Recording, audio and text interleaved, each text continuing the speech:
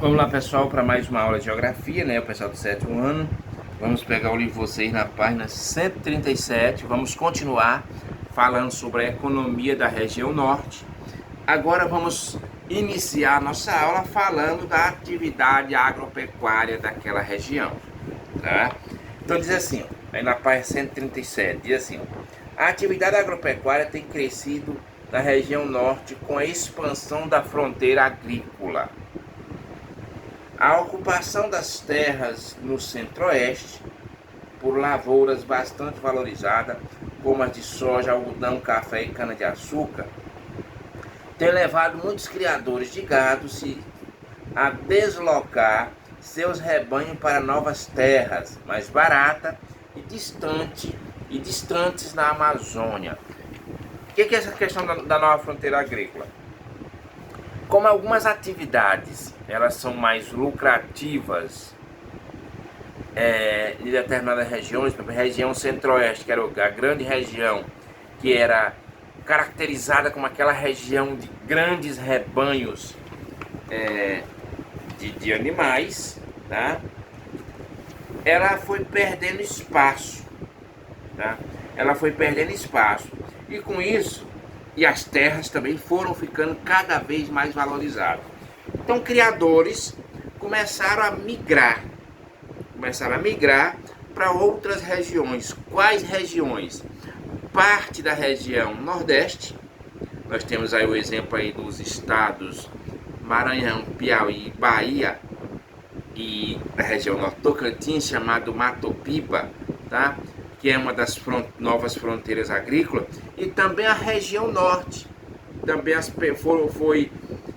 foram muitos criadores dessas regiões, centro-oeste, sudeste, sul, migraram para a região norte para a produção tanto de soja, tá? Como também de pastagem para a criação de gado. Então, por isso é chamado de nova fronteira agrícola, tá? Então, essas novas fronteiras agrícolas, elas foram ganhando espaço, principalmente na questão pecuária. Por quê? Porque uma criação mais barata, automaticamente, devido ao valor das terras, e também tem uma questão também de espaço para grandes fazendas para criação de gado. Então, vamos ver o que diz aí, ó.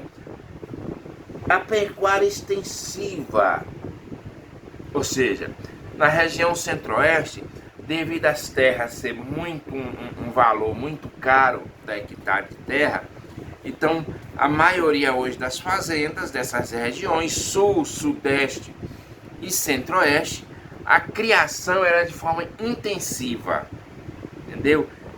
É criar gado em pequenos espaços, por exemplo, nos confinamentos.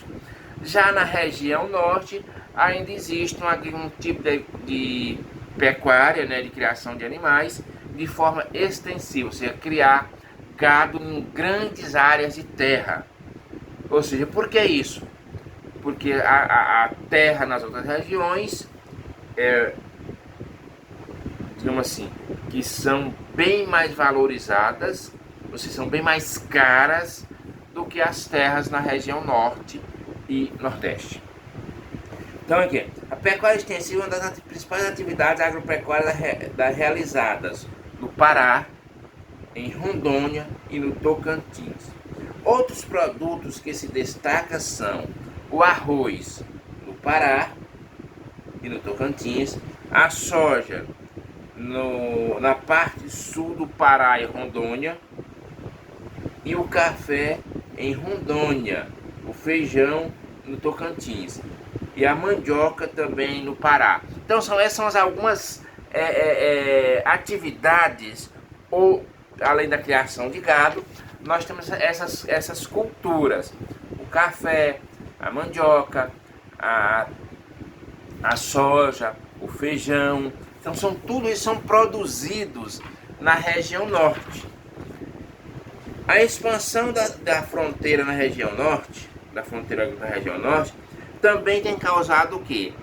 a destruição da floresta amazônica, principalmente através das queimadas. Agora, inclusive, vocês podem acompanhar na televisão aí, que nós estamos tendo muitos problemas com a destruição da floresta. Ou seja, hoje nós temos um governo, um presidente totalmente irresponsável com a questão do meio ambiente e que estão tocando fogo na região da floresta amazônica. Isso é um fato. Então vocês são crianças, mas vocês serão os maiores afetados se não se preservar as florestas. Então hoje o que a gente tem? Hoje nós temos aí um presidente da República, né, totalmente irresponsável com a questão ambiental. Vocês vêem nos noticiários, e não é mentira, porque ninguém tem nenhum interesse em mentir, em dizer que derrubaram lá 100 árvores e queimaram, se realmente não queimaram. São imagens, para vocês terem uma ideia, como não tem como mentir, são imagens vistas por satélites. Hoje todas as pessoas têm acesso. O satélite lá em cima, ele não iria inventar queimada, ele fotografa o que tem. Fotografa o que está na realidade. Então a floresta amazônica, hoje ela tem grandes problemas com a questão da queimada. Tá? A questão da queimada, e a gente tem que preservar o meio ambiente. Mas assim, ó, os campos de pastagem muitas vezes são abertos por meio de queimadas, ou seja, são exatamente que essas pessoas que estão colocando fogo na Amazônia agora, são exatamente aqueles criadores de gado irresponsáveis. Não são todos, gente. Não são todos. Não significa dizer que a pessoa que cria gado, que planta soja, milho, feijão, café, todos eles são destruidores da natureza. Mas existe muito dessas pessoas que aproveitam a situação de ter um governo totalmente irresponsável com a questão ambiental, de cuidar da natureza, eles aproveitam essa situação e tocam fogo na natureza mesmo, sem se preocupar com os filhos dele, com os netos dele, que vai ter uma qualidade de vida não muito boa, devido ele, o pai, o avô, ter sido um grande destruidor da natureza, incentivado por um presidente que é totalmente irresponsável com a questão da preservação das florestas, principalmente da floresta amazônica. Eu acredito que você já tenha visto na televisão, se não viram, acompanhem, tá? Comece a ver junto com os pais de vocês e vejam que estão destruindo a floresta amazônica, esses criadores que são anti-meio ambiente. Os problemas ambientais decorrentes das queimadas são imensos. Vamos lá. Degradação da fauna e da flora. Vocês veem, destrói tanto os animais quanto a floresta. Fauna é relativa a animais, flora a vegetação. Continuando. Empobrecimento do solo, ou seja, o solo ele morre, ele vira deserto, vira só areia, não produz nada quando você queima. Emissão de grande quantidade de gases do efeito estufa, que faz a gente estar aqui morrendo de calor como tem esses dias. Então você vê todos os malefícios, todo o mal que é causado por essas pessoas que não respeitam o meio ambiente e que tocam fogo lá na floresta amazônica ou aqui mesmo na nossa região. Ou seja, são pessoas criminosas, tá? A verdade é essa, são pessoas criminosas que não respeitam o meio ambiente e não respeitam o futuro dos filhos e netos deles. Além disso, o avanço da pecuária extensiva provoca degradação porque o frágil solo amazônico sem proteção da floresta danifica rapidamente. Vocês sabiam disso, pessoal? Quando você tira a floresta amazônica, o solo, a terra da floresta amazônica, ela é fácil para virar areia e não produzir mais nada. Então, quando eles tiram a cobertura vegetal, quando eles tiram as árvores, quando eles destroem a floresta, eles estão matando aquele solo, ele deixa de produzir as coisas. Então nós temos o que? Danifica-se rapidamente o solo, obrigando os pecuaristas a buscar novas áreas. O que acontece? Eles queimam esse ano, plantam capim, o gado come aquele capim, ele já não nasce mais capim, porque o solo já virou areia. Aí o que eles fazem? Eles vão, desmatam, queimam outra área. Lembrando que não são todos os criadores de gado, os que plantam na floresta amazônica, que são dessa forma, que agem dessa forma. No entanto, existe muitos que agem. E quando acontece isso lá na Amazonas, apesar da gente estar aqui alguns centenas de quilômetros longe da floresta amazônica, isso vai ter efeito aqui: seca, calor, tá? Empobrecimento das coisas, os rios vão secando porque não chove. Então está desmatando lá e causa efeito aqui. Desmata aqui, causa efeito, além daqui do lugar, vai causar efeito em outro lugar. A terra, ela funciona como se fosse um organismo. Ou seja, quando você está com dor de cabeça, você não consegue fazer as coisas direito. A dor só está na cabeça, mas você não tem ânimo para fazer outra coisa. A terra é mais ou menos dessa forma. Se você desmata em um lugar, os efeitos vão acontecer em todo o planeta. Por isso a preocupação com a floresta amazônica. E por último aí, gente, a chamada Zona Franca de Manaus é um centro industrial que foi colocado na cidade de Manaus, no Amazonas, no ano de 1957, como uma forma de desenvolver aquele lugar. O que acontece lá? Há uma integração daquela região com o Brasil. Muitos dos produtos que a gente está usando, principalmente celular, são produzidos lá na Zona Franca de Manaus. Lá na Zona Franca de Manaus é o chamado Polo Industrial, né, de Manaus, o PIM.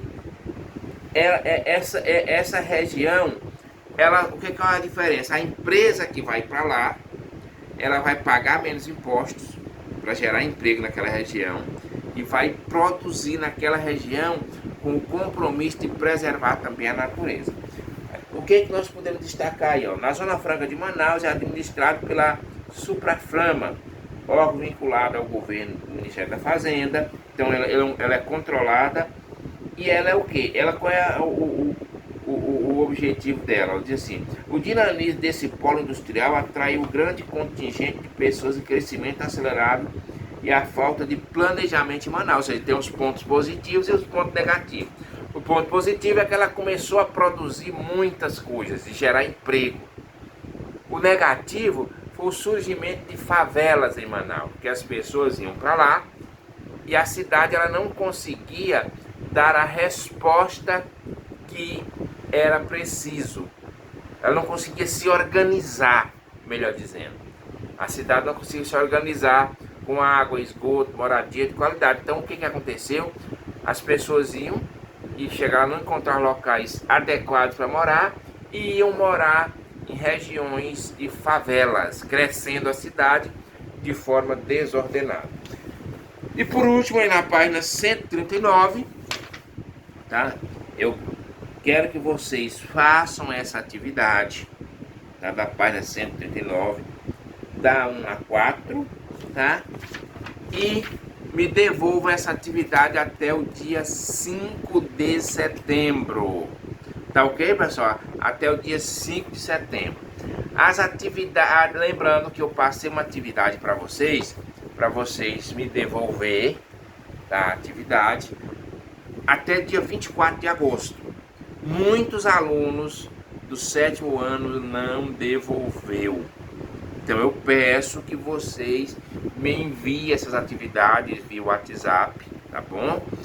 Para mim ter como dar uma nota para vocês, porque se vocês não me enviar essa atividade, aliás, essas atividades, essa do dia 24 de agosto e essa agora do dia 5 de setembro, não tem como a gente colocar uma nota para vocês, criaturas. Então devolva, faça as atividades e me envie novamente, me envie as atividades para assim eu poder fazer uma avaliação com vocês, tá? Para me dar uma nota, tá? Para me dar uma nota, é uma forma da gente estar dando uma nota para vocês e vocês não ficarem reprovados durante ano, né? Se não aparecer, se vocês não fizerem nenhuma atividade, complica. Tá Tá ok? Boa aula, bons estudos e até a próxima aula na próxima semana.